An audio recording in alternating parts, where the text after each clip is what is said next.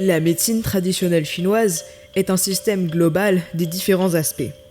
Les praticiens cherchent la nature et la cause de ce déséquilibre, responsable de l'apparition de la maladie. Ils disposent d'un arsenal thérapeutique pour rétablir l'équilibre énergétique et une bonne circulation de l'air et du sang, parmi lesquels il y a la pharmacopée chinoise, constituée de végétaux mais aussi de minéraux, l'acupuncture et la moxibustion, qui consiste en le chauffage des points d'acupuncture, la diététique chinoise, où les aliments sont considérés pour leur qualité nutritive, mais aussi en fonction des sensibilités et des besoins de chacun, et prise en compte également la nature de l'aliment, qui correspond à l'effet thermique et physiologique qu'il produit dans le corps, froid, frais, neutre, tiède ou encore chaud. Le Qigong, qui est une gymnastique traditionnelle chinoise où le mouvement, le souffle et l'esprit purifient et renforcent l'énergie vitale, et enfin des massages pour tonifier et disperser, et qui aident à rétablir le sens de la circulation de l'énergie et du Qi. La médecine traditionnelle chinoise est le fruit de la transmission du savoir et de l'expérience des anciens, dans une histoire et un cadre culturel précis qui est la civilisation chinoise. Chinese medicine history, development history, so have a very important time. As one time is Han dentist, and another means Yuanming dentist. That time is a different, very important time. A lot of people sick. So Han dentist, these people means there's a very famous people, Zhang Zhongjing. These people before very high place in government, but these people like head of a big city, so they changed to doctor. Why like this? Because his family is 90% and 80% died, but the doctor no way to treatment. Why like this? In Chinese means 瘟疫. This is same. This why like this is a wide change. Immune system no good, but this time use Chinese medicine is better. So treatment way is down heat and wait and go. This is a way use because it's 12 medicine together. These people some sick change. Okay, follow. So for follow. This is a people's system. You have this system, I use this medicine. You have change, okay, I change. In Chinese means 辨证施治. Les monts Wudang sont une chaîne de montagnes dans la province de Hubei, en Chine. Ils sont considérés comme le berceau du Wushu et du taoïsme. Dans les monts Wudang, les nombreux monastères taoïstes restent encore intacts aujourd'hui. Ce sont des lieux pour la pratique de la méditation et du Wushu qui font partie de la médecine traditionnelle chinoise.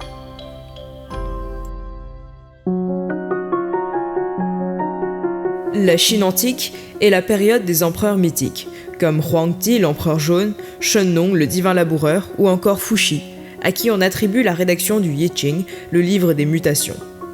Les premiers écrits retrouvés de cette période sont vieux de plus de 5000 ans, et sont sur des os plats ou encore des carapaces de tortues, et rapportent le caractère divinatoire et le culte des ancêtres. Huangdi nous dit « Le corps connaît la destruction, mais l'esprit ne change pas dans son immortalité. Il chevauche les mutations et ces transformations n'ont pas de fin. » La médecine traditionnelle chinoise est très influencée par Confucius, qui plus qu'un penseur, fait partie intégrante du patrimoine culturel de la Chine. Un autre concept important de la médecine traditionnelle chinoise est celui du yin et du yang, qui est vu par les Chinois de l'Antiquité comme une succession de phénomènes en perpétuelle transformation. Dans le yin, il y a le yang et vice-versa. Un équilibre de yin et du yang dans le mouvement donne un résultat brillant. Ce concept peut s'appliquer dans tous les sujets, y compris la médecine traditionnelle chinoise. L'une des grandes influences de la médecine traditionnelle chinoise est le taoïsme, qui est une doctrine philosophique et religieuse. Le taoïsme est l'un des deux grands systèmes de pensée chinoise avec Confucius. Le terme est issu du mot chinois Dao, qui signifie la voie. On peut dire que le taoïsme est la religion de la Chine profonde, car il fait appel à des croyances d'une tradition ancienne, touchant les couches les plus populaires de la société.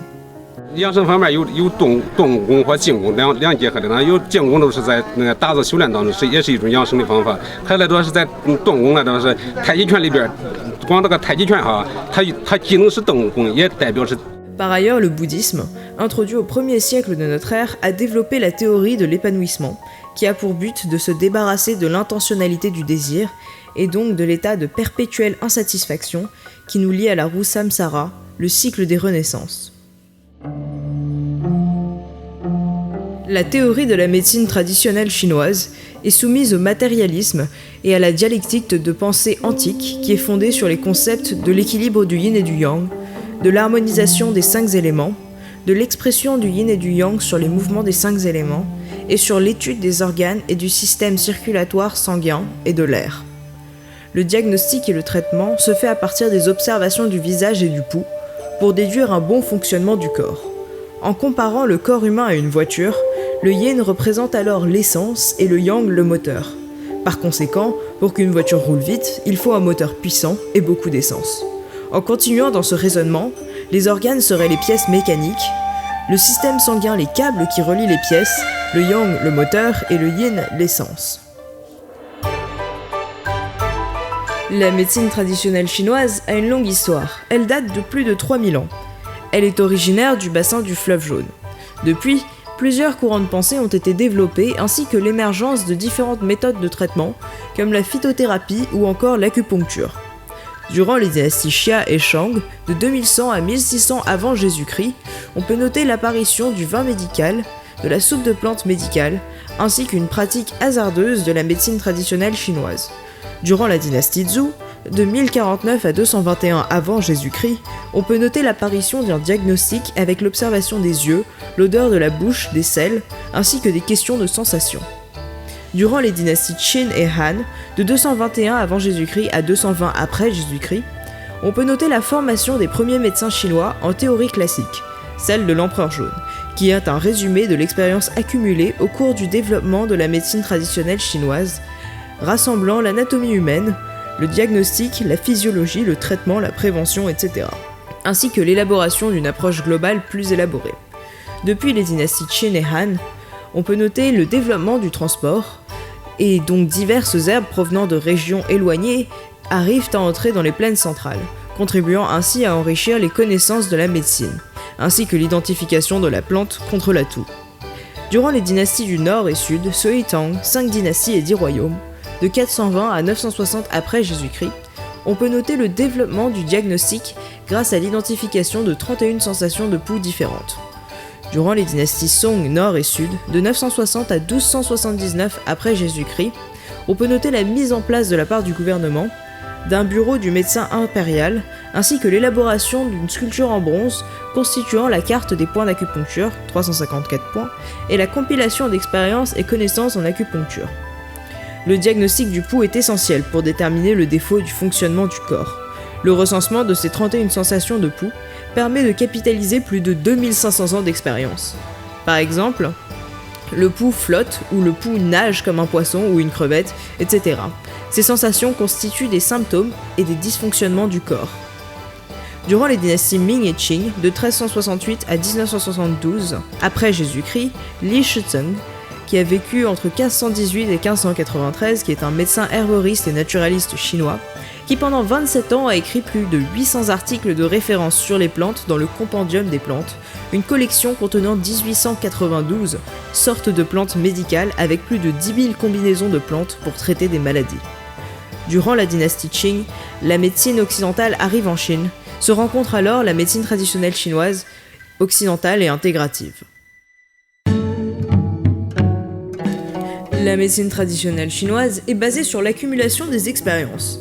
Nous avons pu nous entretenir avec un médecin traditionnel chinois qui, à la question « Quelle est la différence entre la médecine traditionnelle chinoise et la médecine occidentale ?» nous a répondu que la médecine traditionnelle chinoise est sur le principe d'assurer un bon fonctionnement de l'ensemble du corps, dont la prévention qui prend une place importante. Le traitement vise la cause plutôt que la maladie. Par exemple, quand on a un problème digestif, on vérifie l'équilibre du yin et du yang, la fluidité de l'air et la qualité du sang. On pourrait donc utiliser un traitement à base de plantes pour nourrir le sang et renforcer la circulation de l'air pour régler le problème. C'est une philosophie de vie sur un bien-être global, aussi bien mentalement que physiquement. Les influences du taoïsme, de Confucius et du bouddhisme ont largement contribué au développement de la médecine traditionnelle chinoise. Par exemple, un proverbe chinois dit « Se fâcher a le même effet sur la santé que boire du poison ». D'un point de vue philosophique, l'être humain est considéré comme une plante dans l'univers naturel. De ce fait, la nutrition préventive est définie en fonction du lieu et de la saison, comme une plante, car elle ne peut pas survivre dans certaines régions avec certains climats. La médecine traditionnelle chinoise est basée sur l'entretien de chaque partie du corps et du fonctionnement de l'ensemble. Les Chinois prennent donc différentes plantes en fonction du lieu d'habitation et de la saison. Une hygiène de vie à la médecine traditionnelle chinoise consiste à faire des mouvements pour s'assurer d'une bonne circulation du sang et de l'air, le tai chi, respecter dans la nutrition alimentaire l'équilibre des apports des produits en yin et en yang, aider le corps à fonctionner, par exemple en buvant de l'eau chaude avant de manger pour réchauffer tous les éléments du corps avant de les faire travailler, à avoir une philosophie de vie avec des pensées positives et zen, ainsi qu'une humeur constante, ce qui contribue au bon fonctionnement global de l'homme, aussi bien mentalement que physiquement. En cas de mauvaise circulation de l'air ou de blocage des méridiens, l'acupuncture est utilisée pour rétablir le qi, l'énergie du corps. In Western medicine, usually heart failure is treated with diuretics, beta blockers, and ACE inhibitor. Diuretics is used to reduce heart load. Beta blockers is used to reduce heart rate. And ACE inhibitor is used to reverse the remodeling of heart ventricular. Usually, doctors will prescribe these three drugs for patients with heart failure. In traditional Chinese medicine, heart failure can be treated by various therapeutic methods because heart failure can be classified into several different syndromes according to traditional Chinese medicine. And usually the most common syndrome of heart failure is the lack of heart yang. So I think that's the most big difference between traditional Chinese medicine and Western medicine. La Chine représente une part importante de l'humanité qui est assez mal cernée par le monde occidental. C'est une économie dont le taux de croissance fait rêver nos financiers. En Occident, la médecine traditionnelle chinoise est également de plus en plus reconnue, comme le démontre la reconnaissance fournie par des organismes officiels, ainsi que de nombreuses recherches effectuées au cours des 10 dernières années. La médecine traditionnelle chinoise est inscrite au patrimoine culturel immatériel de l'humanité par l'UNESCO depuis 2010. La médecine traditionnelle chinoise est aussi reconnue par l'Organisation mondiale de la santé dans le traitement de plus de 60 pathologies courantes, telles que le traitement de la douleur, des pathologies du système digestif, urinaire, respiratoire, etc. Récemment, aux États-Unis, le centre médical de l'équipe de Nethergard a démontré que l'acupuncture augmente la libération d'adénosine, une molécule ayant des effets antidouleurs.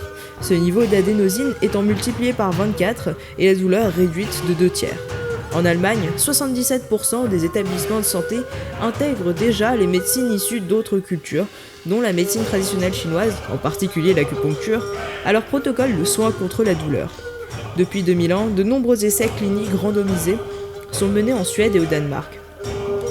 En France, une consultation a été ouverte il y a 25 ans à la Pitié-Salpêtrière et l'acupuncture est à ce jour intégrée au traitement de la douleur dans des hôpitaux tels que Beaujon, Bichat ou Cochin. L'acupuncture est également utilisée auprès des femmes enceintes après la naissance à l'hôpital de Strasbourg. Quand nous nous sommes entretenus avec un médecin traditionnel chinoise, on lui a demandé si la médecine traditionnelle chinoise pouvait remplacer la médecine moderne. Il a répondu que non, car c'était deux manières différentes de penser sur le corps humain.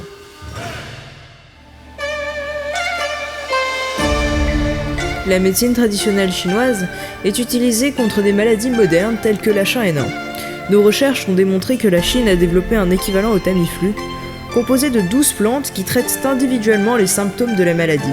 Cependant, sur place, nous n'avons trouvé aucune trace de ce médicament, et les médecins traditionnels chinois avec lesquels nous avons pu nous entretenir n'en avaient pas entendu parler non plus. Cependant, le gouvernement chinois a sorti une liste de consignes pour éviter la contamination. Parmi ces recommandations, beaucoup concernaient le quotidien et des choses qui paraissent banales, comme une quantité de sommeil suffisante, des vêtements adaptés à la saison, une alimentation saine et équilibrée, etc. Mais cette liste de consignes recommandait également une liste de plantes à prendre pour prévenir des symptômes de la maladie. I think there is not a very clear conclusion about H1N1, and there is no effective Western medicine for this disease. The core value of traditional Chinese medicine is the treatment based on syndrome differentiation, not treatment on disease. We regard disease in the human body as a whole, and maybe we mix them together to treat H1N1.